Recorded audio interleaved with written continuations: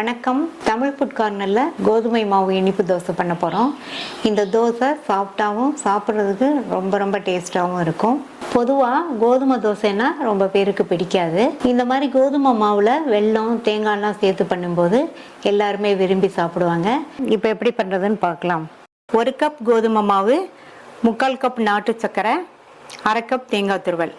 நீங்கள் நாட்டு சர்க்கரைக்கு பதில் வெல்லம் இருந்தால் அதை நல்லா துருவி 3/4 கப் அளவுக்கு எடுத்து வச்சுக்கோங்க. நாட்டு சர்க்கரையை இந்த பாத்திரத்தில் சேர்த்துட்டு கோதுமை மாவு எடுத்த கப்பில் 1 கப் அளவுக்கு தண்ணியை இதில் சேர்த்துடலாம். 10 நிமிஷத்துக்கு இந்த தண்ணியில் நம்ம சேர்த்த நாட்டு சர்க்கரை நல்லா கரையட்டும். நீங்கள் பொடித்த வெல்லமோ, அதாவது நீங்கள் துருவின வெல்லம் எடுத்தீங்கன்னா நல்லா கரையை விட்டுட்டு வடிகட்டிக்கணும். நாட்டு சர்க்கரையில் தூசி, கல், மண் எதுவுமே இருக்காது. சர்க்கரையெல்லாம் நல்லா கரைஞ்சிருச்சு. அடுத்து இதில் கோதுமை மாவு சேர்க்குறேன். இந்த கோதுமை மாவையும் நல்லா கரைச்சி விட்டுக்கோங்க.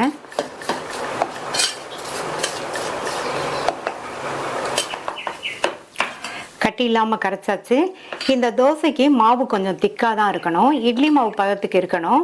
அடுத்து நம்ம தேங்காய் துருவல் சேர்த்துட்டு தேவைப்பட்டால் தண்ணி சேர்த்துக்கலாம். இது கூட தேங்காய் துருவலை சேர்க்குறேன். 1/4 டீஸ்பூன் ஏலக்காய் பவுடரும் கொஞ்சமாக 2 பிஞ்ச் உப்பும் சேர்த்துட்டு மறுபடியும் நல்லா கலந்து விட்டுறலாம்.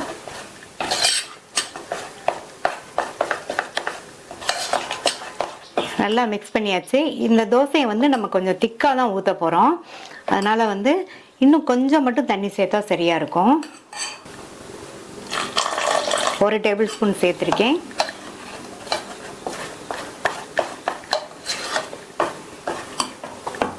இந்த கன்சிஸ்டன்சியில் இருக்கிற மாதிரி தண்ணி சேர்த்து நீங்கள் மாவை கரைச்சிக்கங்க. தோசைக்கல் போட்டு சூடாயிடுச்சு. தோசைக்கல் ரொம்ப சூடாகக்கூடாது. மீடியம் ஹீட்டில் இருக்கும்போதே நம்ம தோசையை ஊற்றிடணும்.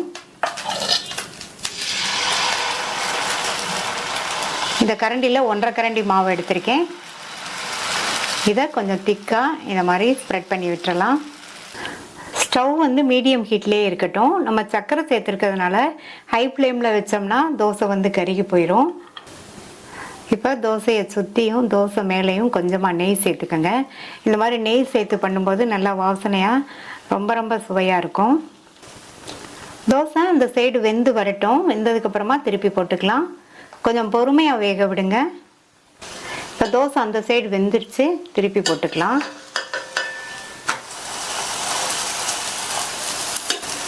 திருப்பி போட்டுட்டு மேலேயும் கொஞ்சமாக நெய் அப்ளை பண்ணிக்கோங்க.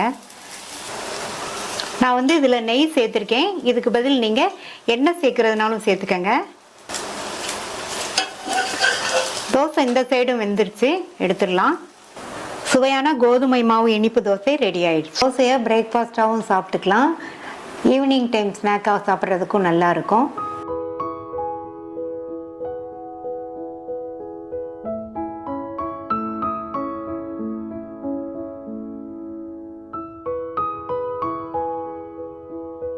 சுவையான ரொம்ப ஈஸியாக பண்ணக்கூடிய ஒரு பிரேக்ஃபாஸ்ட் ரெசிபி பார்க்க போகிறோம். ரவா மினி ஊத்தப்பம். இந்த பாத்திரத்தில் 1 கப் வறுக்காத ரவை, 1/2 கப் கரெக்டான புளிப்புள்ள தயிர், இது கூட 1 கப் தண்ணி சேர்த்து நல்லா கட்டி இல்லாமல் மிக்ஸ் பண்ணிக்கங்க. நல்லா கட்டி இல்லாமல் மிக்ஸ் பண்ணியாச்சு. மூடி வச்சுருங்க. 10லிருந்து 15 நிமிஷம் ஊறிட்டு இருக்கட்டும். 15 நிமிஷம் ஆச்சு. ரவா பார்த்தீங்கன்னா நல்லா ஊறி நல்லா திக்காய் வந்திருக்கு பாருங்க மாவு. இது கூட 1/4 கப் பொடியாக கட் பண்ண கேப்சிகம், ஒரு மீடியம் சைஸ் கேரட்டை துருவி சேர்த்துக்கலாம்.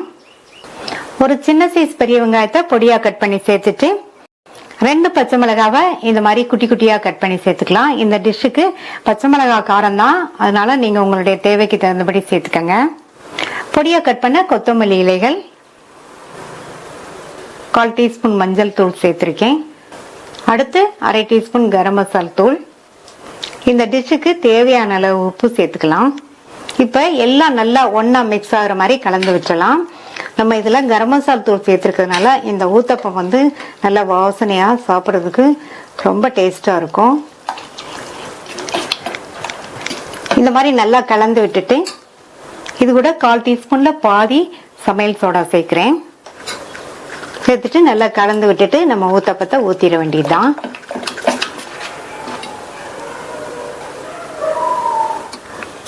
தோசைக்கல் போட்டு சூடாயிடுச்சு. ஊத்தப்பத்தை ஊற்றிடலாம். மினி ஊத்தப்பங்கிறதுனால நம்ம குட்டி குட்டியாக ஊற்றுறோம். நீங்கள் உங்களுடைய தோசைக்கல் சைஸ்க்கு தகுந்தபடி 3 4 ஊற்றிக்கங்க. நான் வந்து 3 ஊற்றிருக்கேன். சுற்றி எண்ணெய் விட்டுக்கலாம்.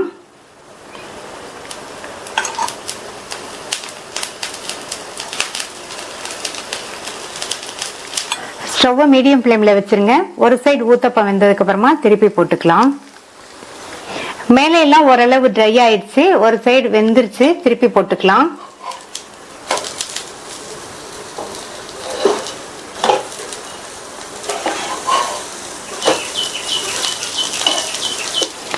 திருப்பி போட்டுட்டு மறுபடியும் கொஞ்சமா சுத்தி எண்ணெய் விட்டுக்கங்க. அந்த சைடு வெந்துருச்சு, எடுத்துடலாம்.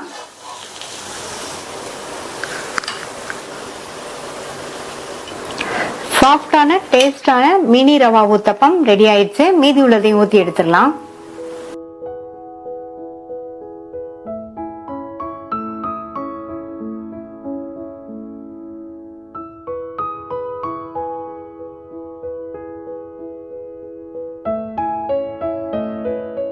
வெங்காய ரொட்டி பண்ண போறோம். இந்த ரொட்டியை உடனடியாக 15லேருந்து 20 நிமிஷத்துக்குள்ள செஞ்சிடலாம். இந்த மிக்சிங் பவுல்ல 1 கப் அரிசி மாவு சேர்க்கிறேன். இது கூட 3/4 கப் அளவுக்கு பொடியா கட் பண்ண வெங்காயம். வெங்காய ரொட்டிங்கிறதுனால இதுக்கு வெங்காயம் அதிகமாக சேர்த்துக்கணும். 2 பச்சை மிளகாவை பொடியா கட் பண்ணி சேர்த்துருக்கேன். இது கூட 1 டீஸ்பூன் சீரகம், 2 டேபிள் ஸ்பூன் கடலைப்பருப்பை 20 நிமிஷமா ஊற வச்சு தண்ணி எல்லாம் வடிச்சு எடுத்து வச்சிருக்கேன். அதை சேர்த்துக்கலாம். இந்த ரொட்டிக்கு இந்த மாதிரி கடலைப்பருப்பை ஊற வச்சு சேர்த்தோம்னா ரொட்டி சாப்பிடும்போது ரொம்ப சுவையாக இருக்கும். பொடியாக கட் பண்ண கறிவேப்பிலை இலைகள் கொஞ்சம், கட் பண்ண கொத்தமல்லி இலைகள் கொஞ்சம், இதுக்கு தேவையான அளவு உப்பு சேர்த்துட்டு நல்லா ஃபஸ்ட்டு எல்லாத்தையும் ஒன்றா நல்லா மிக்ஸ் ஆகிற மாதிரி நல்லா இந்த மாதிரி கலந்து விட்டுக்கலாம். வெங்காயத்தில் உள்ள ஈரம்லாம் நல்லா அந்த மாவோடு சேர்ந்து நல்லா மிக்ஸ் ஆகணும். அது வரைக்கும் நல்லா இந்த மாதிரி கலந்து விட்டுக்கணும். நல்லா மிக்ஸ் பண்ணி விட்டுட்டு இதில் கொஞ்சம் கொஞ்சமாக தண்ணி சேர்த்து ரொட்டி தட்டுற பக்குவத்துக்கு பிசைஞ்சுக்கணும். தண்ணியை வந்து மொத்தமாக ஊற்றிடக்கூடாது. கொஞ்சம் கொஞ்சமாக சேர்த்து நல்லா பிசைஞ்சுக்கோங்க.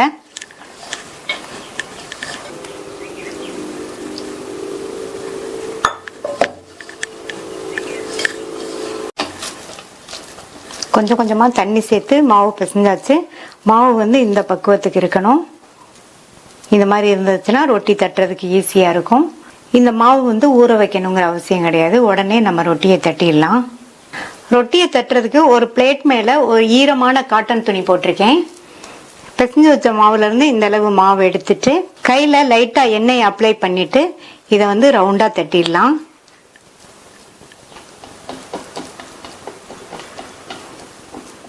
ரொம்ப தடிமனா இல்லாமல் ஓரளவு திக்னஸ்க்கு இந்த மாதிரி ரவுண்டாக நல்லா தட்டிக்கங்க. தட்டி வச்ச ரொட்டியை இப்படியே துணியோடையே தோசைக்கல்ல சேர்த்துட்டு அப்படியே எடுத்துருங்க. நல்லா ஈஸியாக வந்துடும். ரொட்டியை சுற்றி கொஞ்சமாக எண்ணெய் விட்டுக்கலாம். ரொட்டி மேலேயும் கொஞ்சமாக எண்ணெய் சேர்க்குறேன். ஒரு சைடு வெந்ததும் திருப்பி போட்டுக்கலாம். ஸ்டவ்வை மீடியம் ஃப்ளேமில் வச்சுக்கோங்க. இந்த ரொட்டி வெந்து வர்றதுக்கு கொஞ்சம் டைம் ஆகும். ஒரு சைடு வேகட்டும். மேலே எல்லாம் முன்னாடி இருந்ததோடவே நல்ல ட்ரை ஆயிருக்கு. இப்போ பரட்டி போட்டுக்கலாம்.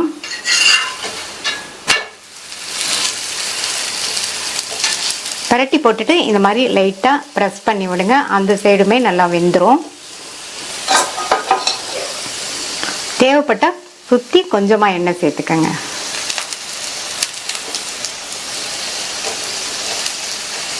ரெண்டு சைடுமே ரொட்டி வெந்து ரெடி ஆயிடுச்சு. எடுத்துடலாம். ரொம்ப ரொம்ப சுவையான வெங்காய ரொட்டி ரெடி ஆயிடுச்சு. மீதி உள்ளதையும் போட்டு எடுத்துடலாம். இந்த ரொட்டியை breakfast, dinner, evening time snack எப்படி வேணாலும் சாப்பிட்டுக்கலாம். இது அப்படியே சாப்பிட்றதுக்கே ரொம்ப நல்லாயிருக்கும். இல்லைன்னா நீங்கள் விருப்பப்பட்ட சட்னி வச்சு சாப்பிட்டுக்கலாம். ட்ரை பண்ணி பார்த்துட்டு உங்கள் கமெண்ட்ஸை சொல்லுங்கள். நம்ம சேனலை சப்ஸ்கிரைப் பண்ணாதவங்க சப்ஸ்கிரைப் பண்ணிவிட்டு பக்கத்தில் உள்ள பெல் பட்டனையும் கிளிக் பண்ணிக்கோங்க. தேங்க்யூ.